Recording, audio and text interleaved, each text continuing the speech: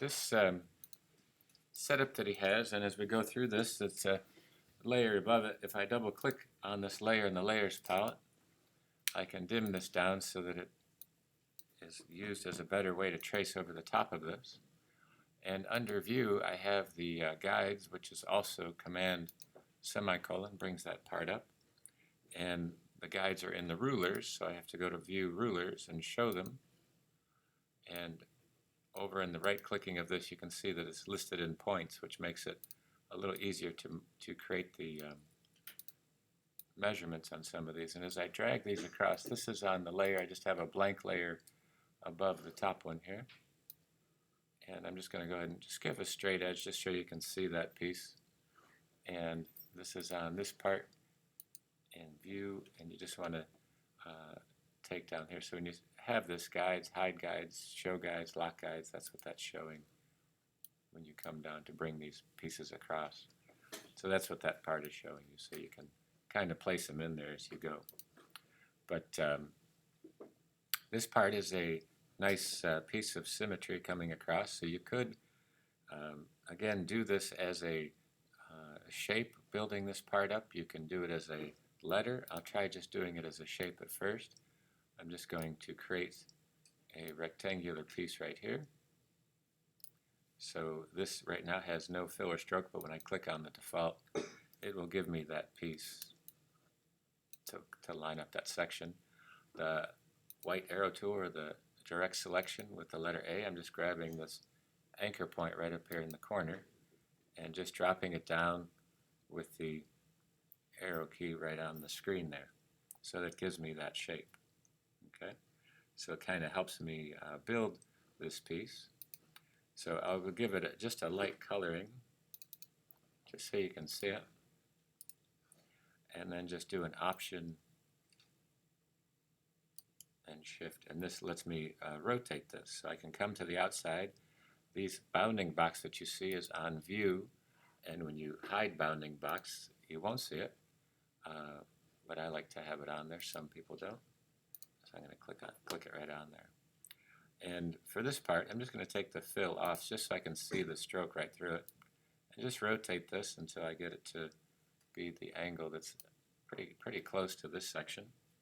And that gives me that piece highlighted. So I'm just going to move this over with the arrow keys on the keyboard just to line it up a little bit. And you can see that it's creating this section here, and it's building up these lines. So an easy way to do this would be just to use the shape builder. So I'm just going to take another piece and have it line up to Smart Guides, or placing it right on this center line here. And again, you may find an easier way to do it just by outlining it, but I'm trying to keep the thicknesses of the shapes the same and using the Reflect tool to help me build this up.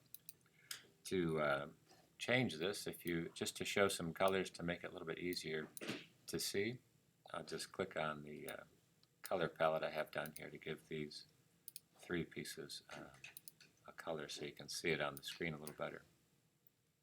Okay, now I'm just going to select a marquee selection around the parts of it. They're all connected, just temporarily, and then use the shape builder to option and take some of these pieces off. And you can see I can either click or drag it through, and that'll build up this piece. And then I'm just going to go through this section. And you can see I left that there. I didn't get it exactly on there, but this is just showing the two anchor points that are right next to each other. So I'm just going to click on them and get rid of both of them. So now I have half of this symmetrical piece pretty accurate there. This has the same section, so I'm just going to click off on that so I can clean up these edges. So it just has the 6 points that are involved here. Now I'm just going to flip this over, the O key or the circle key, to get the Reflect tool. And as long as, here's the center, this little cross section that you see, I'm just going to come over to the anchor point and hold the Option key, and that's going to click it. Let's cancel that first. Make sure you have it selected, and then do the Reflect tool and click it on there, and you'll see the window pops open, and whatever you had it last set at, or with the default, is going to flip it over vertical or horizontal. So here you can see it as long as the preview button is highlighted. So I'm going to click on copy, and you'll see that they're both connected. And then I'm going to, actually before I join them together, I'm going to select the both of them and just give myself a copy over to the side here. Just so you can see it, I'm just zooming out. So I just have a copy next to it. I'll show you why in a second.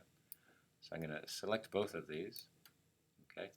And you can merge them or you can join them. It'll be the easiest way to do it. You can use the Pathfinder to do it as well. It'll join them together right here. And now you have this particular piece almost connected. Now I don't have all the guidelines down to show the exact midpoint of this, but while it's selected, I'm just going to come down below it and hold the Option key to click, and right there is the center of the flipping of this, and just go ahead and click on it and make sure I copy it. It's pretty close.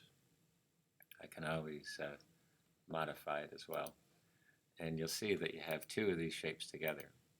Okay, so all you need to do is to direct select two of these anchor points and just stretch them up here, holding the Shift key down, and you can see that now this is overlapped onto this side. So just so you can see it's hiding behind that. I just move it and go Edit, Undo, or use the keystroke, Command Z. Okay, so again, I'm just going to do another copy of this and set it over here. And I'll show you why in a minute. So now when I select them, you can use the Pathfinder again. The top left one is the one that's going to join these together. And you have a nice symmetrical piece for that. Okay. Now the reason that I copied these together was to show you that once you do the drawings and thumbnail sketches coming up with ideas for your logo, I'm always asking you to come up with different variations of this. So what would happen if this was, the outline was thicker? Here's the stroke palette. When you bring this part up, what would happen if it was a thicker line? What would it look like?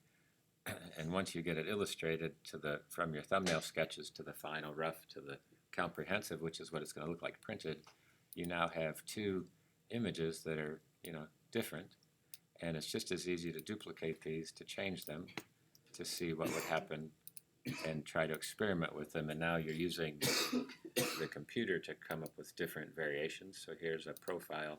What would it look like with a different profile? It's not too far off. So you're trying to see what would happen, again, if you had different coloring to it. If the fill was a different color, what would it look like? And you can draw this out, but once you've gone to the stage of the computer, you can make modifications and vice versa, go back and forth to your drawing to see what it's going to look like.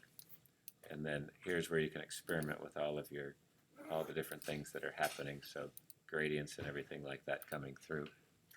The reason I duplicated these two was to see what would happen if I were to try to treat this a little bit like the 3D modeling. So here's the previous color, here's the new color. You have your HSB, hue, saturation, brightness, RGB, the index color for the website, and a CMYK for the cyan, magenta, yellow, black. So just kind of showing you those images. So here's what it looks like with a dark line shadow on one side. And again, just making another copy of this. See if I can move it up there without too much trouble, which I ran out of room. So just make a copy of it up here and say what would it look like without the lines. You notice that the fill is a question mark because I have two shapes with two different colorings, so it's going to give me that option for it. So here I just click on the stroke and take that off. So now I can see what it looks like. Can turn off the ruler guides if they're in the way and tab key that just to see it. So now I have these slight variations, and it's very easy once you get a pretty good, accurate finished section on on the computer. And then again, taking it with a gradient. Here's the parts that you had saved, so I could just pick one here just to see what it's going to look like. Make sure that I have the fill and not the stroke selected, and this is what this looks like. So you can see that you can go through a number of these variations as you're trying to figure out what is the best solution for this, and trying to bring that that piece out. So again, you can double click on the coloring, you can go into the palette, you can highlight this just to get all of your colors coming through and make your selections as you go through that. Okay, so again, there you have the piece, and again, the F key or the Command R is going to take away the rulers. The F key will minimize that piece, zoom into this section. Say this was my final one that I wanted to use. Just use Command Shift 4. Again, making that selection, but you can see I have the path. I'm going to hit Escape and make sure nothing's selected here, and then do the Command Shift 4. I don't want any of the guidelines or anything showing up.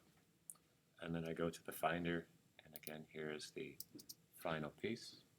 And you can also expand this if you need to see it a little closer, and go through this part and change the logo for it.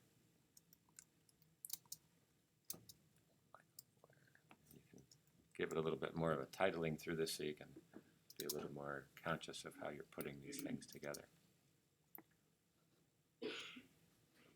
So there you have it. F key for that.